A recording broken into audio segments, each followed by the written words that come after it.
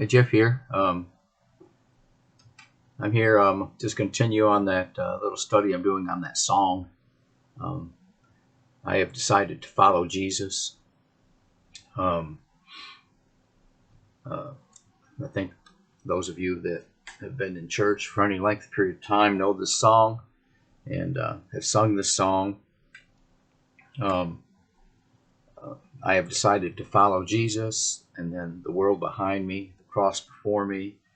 Uh, Though none go with me, still I will follow. My cross I'll carry till I see Jesus.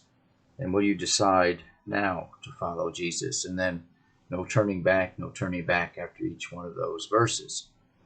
And we've already talked about I have decided to follow Jesus. And we looked at some scriptures of people that chose to say, yes, I want to follow Christ. And then, as I said before, the rest of the song kind of gives us an idea of what that means to follow Christ. We talked about the world behind me, the cross before me when we decide to follow Christ, the things, the life they lived before in many different ways, the things of the world that were satisfying to me. I've left those things behind, and now I follow Christ as I've came to his cross for salvation, and I continue to follow Christ. And that's another way of saying the cross before me. And then we talked about my cross I carry. I went to the fourth verse. My cross I carry till I see Jesus. Not only do we go to the cross of Christ, but when we follow Christ, we carry our own cross. We explained what that meant, and we carry it until we see Jesus.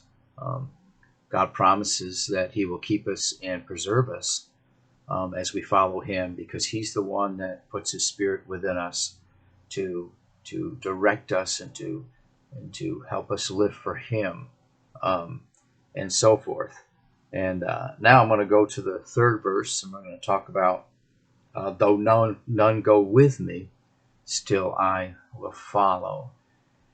And so if we're really following Christ, once we make that decision, there's a cost to that, because we're choosing to go the opposite direction of who we were before. Not only how we lived and how we lived in the world and the ways of think, but you yourself is beginning to change. Your heart is beginning to change. You might even, if it's a true salvation, in some ways you're a completely different person. Maybe at one time you were a person that got angry a lot, and through time now all of a sudden you're not an angry person anymore.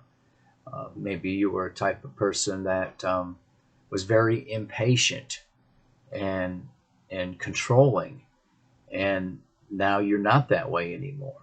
And sometimes that doesn't happen immediately, but in the process of following Christ, he changes you, and we try to have the fruits of the Spirit and the characteristics of who Christ was and who God is to come out through us. And sometimes, and because you decided to do that, you no longer, you're following Christ. And sometimes when you're following Christ, and we were talking about the world behind you, all of a sudden,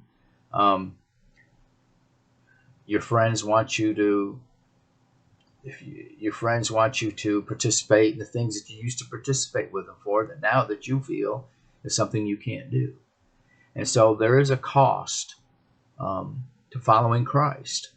And in this song, though none go with me, still I will follow. In other words, Christ has died on the cross for my sins. He saved me from the wrath of God.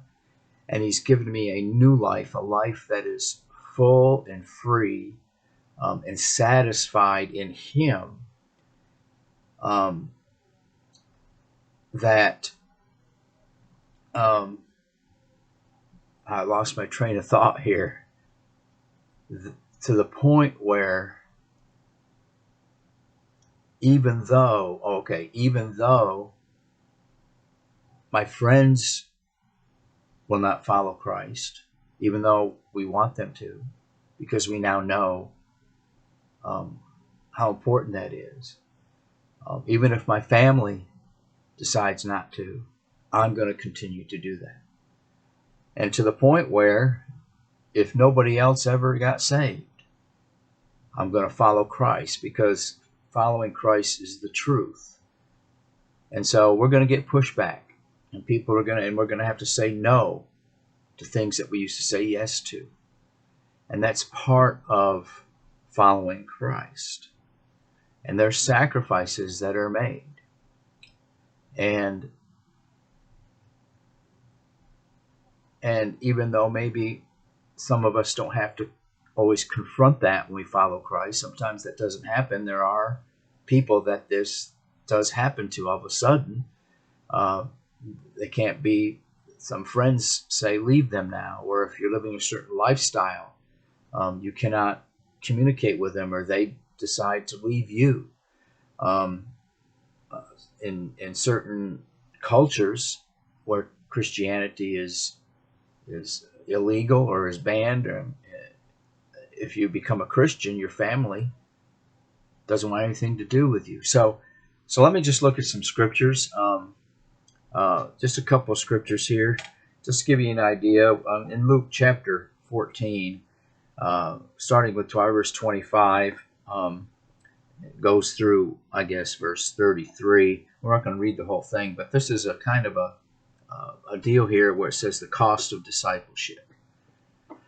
And so it talks about how these great crowds are following Christ after he performed miracles for them, he fed them, and he's providing their physical needs and all that. And so they're following him for the wrong reason. But anyway, so he turns to them and he says, if anyone comes to me, if anybody wants to follow me and does not hate his own father and mother and wife and children and brothers and sisters, yes, and even his own life, he cannot be my disciple. Being a disciple, as we said, is following Christ. And what he's saying here is we're not to hate people. We're not to hate our mom and dad. We love our family. We love our friends. But what he's saying here is we have to love Jesus more. Jesus is the priority in our lives now. So if there ever does come a choice between family and Christ, we choose Christ. And so that's what he's saying here. So there's a sense that if your family or your friends want you to do certain things, or they want you to participate in things and agree with things that you just can't agree with anymore, you can't do that. Now, there's many things that you can do together that have nothing to do with sinning against God, or causing you to feel guilty about doing something God says not to do, or whatever your own conviction is. And those are good things. As a matter of fact, we should be around as much as we can, if they allow us to, our family and friends, to show them who Christ is, not only through our changed life, but through teaching them and gospel, and telling them the gospel about what Jesus did in your life and how, and so forth. So that's kind of and so it's called counting the cost. And if you go through there, it talks about that. It says there at the very, very last, 33, so therefore any one of you who does not renounce all that he has cannot be my disciple. We have to renounce things. And that's just part of following Christ. And I just thought of something else. When Jesus called, I'm going to go back to Matthew real quick, and then I got another verse here, and then I try not to make this too long. I'm trying to work on shortening these up a little bit, because I know in today's social media, people don't want to listen to things that are really long anymore. And that's just me talking. So it's in chapter 4, Jesus is calling some of his disciples, Peter, Andrew, James, and John. And they're on the boat in the Sea of Galilee, and he says to them, come follow me, and I'll make you fishers of men. And it says immediately they left their nets and followed him. Okay. And then it says, immediately they left the boat and their fathers and followed him. And so there is a cost. In other words, they left some things behind. They left their family behind to follow them. And so just one more scripture in 2 Timothy, just to give you an idea of if none go with you. The Apostle Paul is in prison in Rome.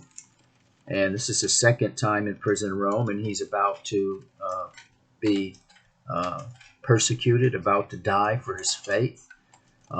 He's in Rome. I believe it's Nero, and he knows his time is up. He's going to be killed for his faith soon, and so he writes his protege, his Timothy, who he's discipled, and teaching and telling Timothy about he's a pastor of a church of Ephesus, and he's just advising and encouraging Timothy on how to pastor a church and what to watch out for and so forth. And so, but here's Paul, and here he's in prison, and it says here in chapter 4, verse 16, he says, at my first offense, in other words, he was before some kind of court, I suppose, the first time, at his first offense, standing before this court in Rome, no one came to stand by me, but all deserted me. And so he was alone. But in verse 17, he says this, but the Lord stood by me and strengthened me. Say, if nobody else stands by you following Christ, the Lord will. He not only will be there because he makes that promise. Once he comes into your life, he's there. He's not going to go anywhere. He's there to help you live the Christian life. He's there to help you, to strengthen you. It says not only stood by me, but he strengthened us. He's there. Now, sometimes it doesn't feel. Remember, our Christian life is by faith, not by sight, not by feelings.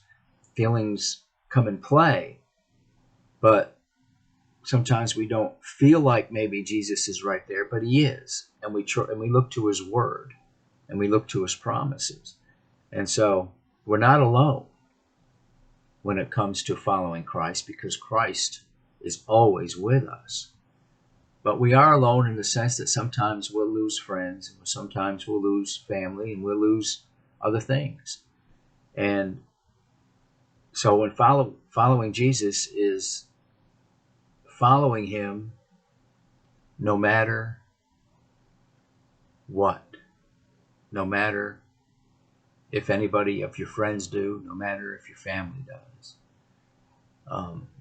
That's what that means when do none go with me, still I will follow. And so